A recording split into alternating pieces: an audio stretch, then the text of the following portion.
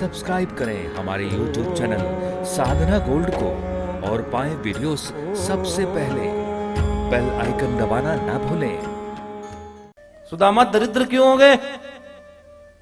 एक ब्राह्मणी थी, ध्यान से सुनना भैया, जयश्री। एक ब्राह्मणी थी, वो कई दिन से भूखी थी, उनको कुछ मिला नहीं, बहुत दिन से ब्राह्मणी भूखी। एक दिन कुछ उसको खाने के लिए कुछ चावल चिड़वे मिल गए, तो उसने सोचा प्रातःकाल भगवान को भोग लगाकर मैं खाऊंगी। और सच में आपके जीवन में कोई भी चीज आए भैया, मैं व्यासपीठ से कहता हूं, भगवान को आरोगो, भगवान को प्रसाद के रूप में चढ़ाओ, उसके बाद खाओ। और चढ़ा हुआ चीज कभी कम नहीं होती, ध्यान करना। ठाकुर जी का नाम लेकर कोई भी काम करोगे तो बढ़ के ही आएगी। तो ब्राह्मणी भूखी थी, उन्होंने सोचा कल सुबह प्रातःकाल भगवान को भोग लगाकर भोजन करूंगी। रात में वो चिड़वे, वो चावल उन्होंने रख दिए पोटली में। और देखो विचित्र विधि की घटना, उनके घर में रात में चोर घुस गए, ब्राह्मणी के घर। और जैसे चोर घुसे, चोरों ने खजाना टंटोलना प्रारंभ किया और वो पोटरी हाथ चोरों के लग गई। चोरों ने सोचा इसमें हो ना उसमें खजाना है, और उसी समय उस बुढ़िया की, उस ब्राह्मणी की नींद खुल गई। चोर वहां से भागे, ब्राह्मणी जोर जोर से चिल्लाई, तो पास ही में ही गुरु का घर था, सांदीपनि ऋषि का आश्रम था। चोर वहां छुप गए, चोर वहीं छुप गए।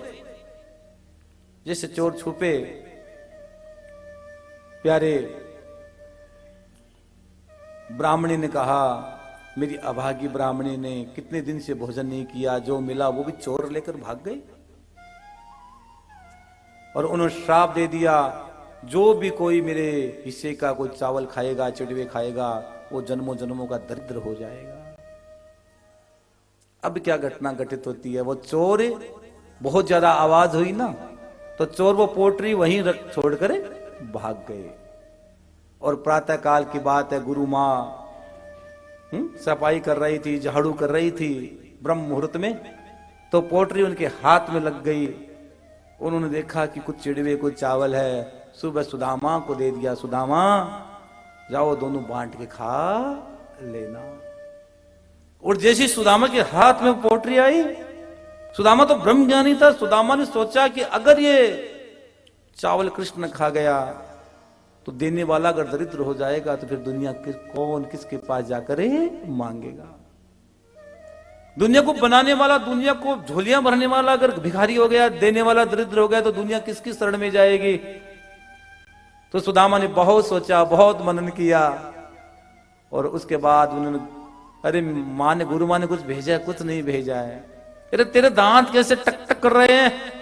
अरे सर्दी के मारे कर रहे हैं। सुदाम झूठ बोल रहा था, सुदाम को पता था मैं कृष्ण को नहीं दूंगा, पूरा खा गया।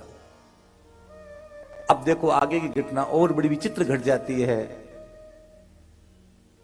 अब देखो भगवान कृष्ण ने और कुछ नहीं खाया, केवल 2 मुट्ठी चावल ही क्यों खाई, क्यों खाई? अब भगवान कृष्ण उनकी वो दरिद्रता वापस ले रहे हैं।